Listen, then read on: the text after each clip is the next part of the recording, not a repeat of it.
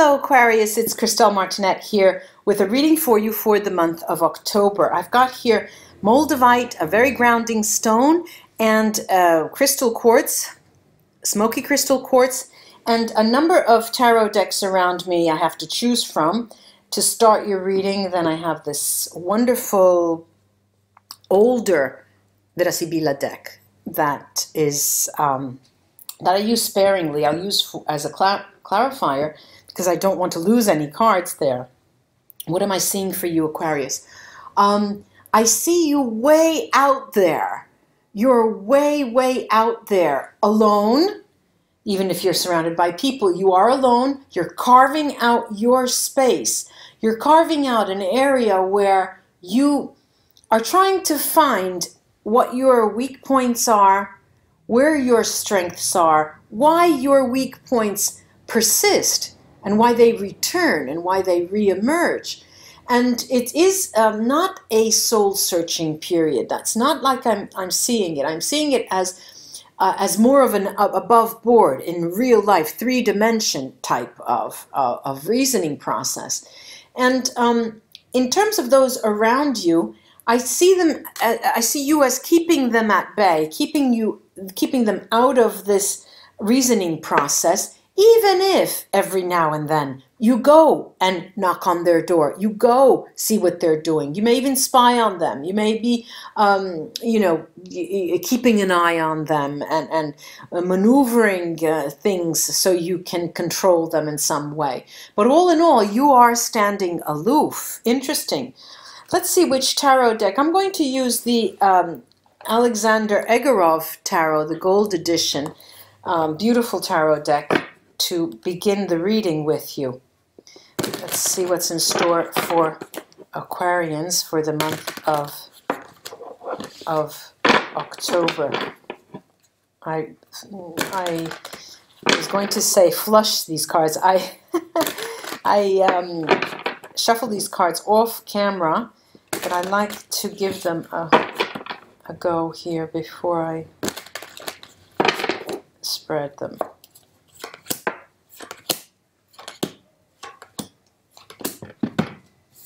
See, the first card is, and the winner is, selflessness. We call this selflessness is in Universal Tarot decks the Hanged Man. And of course, what better way to be if you have to try and see your world upside down and give it an evaluative process or assess what's going on, depending from taking it from a different viewpoint. So this seems to characterize your month of October. I have here the Eight of Cups. The lovely card, an Eight of Cups, and this is, you know, one step back, one step forward, one step back, one step forward. With regards to your emotions, there are a lot of emotions competing the month in your heart, between family, friends, a significant other. It's pulling you apart, really. And I have here the Moon, the second major arcana. Look at that card. How beautiful that is. The Moon card.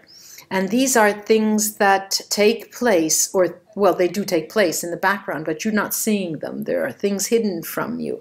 And they're so hidden from you that you're trying to find out and understand them in all different ways possible, from all different angles. I have here the Seven of Coins. Now, the Seven of Coins are being, as you can see in this deck, this deck reads a little differently from other decks.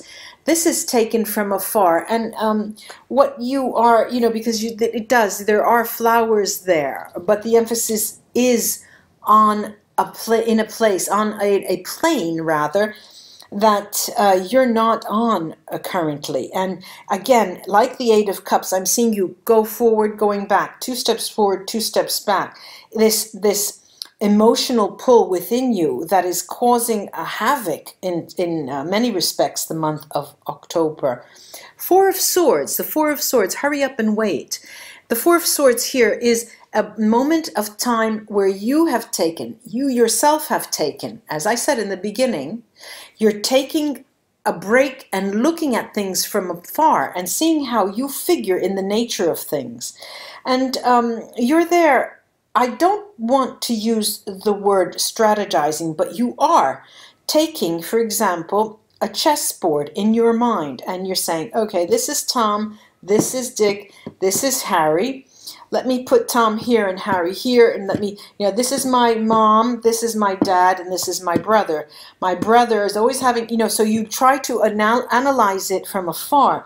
Let me take the VERA SIBILLA cards and see what they can tell us. They can add to this selflessness, this card, selflessness. You're out there, you're tending to someone else's problems, I see, and you're giving them your energy. I see these cards. All right. A malinconia, melancholy, ammalato, the ill one, and dispiacere. Now, this is quite sadness. You're in a situation where you're giving respite to someone, you're helping someone, you're aiding someone who has dire problems, who have difficult problems. And when we all are generally in that position, it's very hard to keep a smile on your face. And this is what is not dragging you down, mind you. It is keeping you afloat, because you have that chess game in the air where you are moving the parts, the chess pieces. But there is this beginning of October, it is finding you in a situation that is sort of mindful, making you mindful for what is going to occur. And it doesn't have to do with you, but someone very, very close to you. The Eight of Cups, I'm going to. Okay, I've got here the servo, the male servant, innamorato, the loved one, could be male, could be female, and casa, the house. Now, as I said, the movement back and forth and back and forth, there is uncertainty with regard to a person in your life. And you are now concentrated on tending to some family member, I'm seeing, a family member, close or distant relative, that is causing you difficulty, concern, this melancholy, this sadness.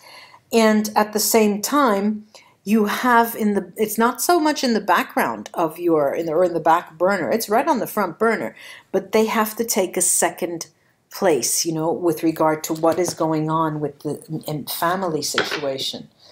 I'm going to go to the Seven of Coins, Aquarius.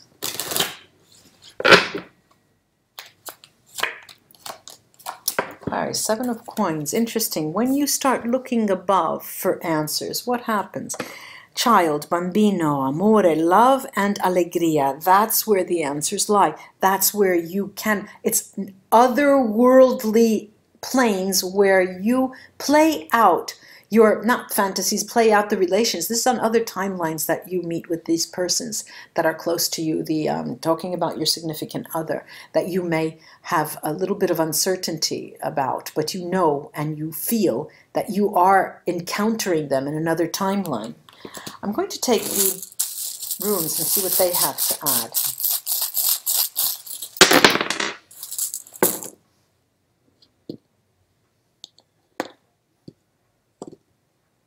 Okay, now, sadness on sadness. The base rune here is Wunyo, Merkstave, and it does talk about difficulty and sadness. And the sadness is compounded by the fact that you cannot interact with them on a third-dimensional level, this other significant other. But I assure you, I have these beautiful, well, added to that is Manat's Merkstave, which confirms that you cannot meet with them on a third dimension. But all of the runes that are concentrated between the selflessness and this Eight of Cups are so lovely, because on the outward plane, you are still taking care of business, you are still studying, you are still working, you are putting your CV out there, you are responding to offers, and you are making a name for yourself, Isa. The notion of growing forward is high in your mind, and your life has not stood still. Beautifully, the runes tell us that this is, whether you can see it or whether you cannot see it, Björkberkana, Brightstave, and Sowilo tell you this is one of the most important moments of your entire life. It's a beginning for you. Now, our last rune here off to the side, having to do with the Seven of Coins, the you know, on another timeline with that person, I have Diag here. That area of your existence is so very important for you, vitally important, because it will not condition, but it will in some way make you understand how you're going to move forward with that person. I hope this was of help to you, Aquarius. I'd like to take this opportunity to welcome all my new subscribers and thank my older subscribers for staying with me. And please like, share, or subscribe. I really appreciate that. Namaste, ladies and gentlemen, until we read together again. Bye-bye.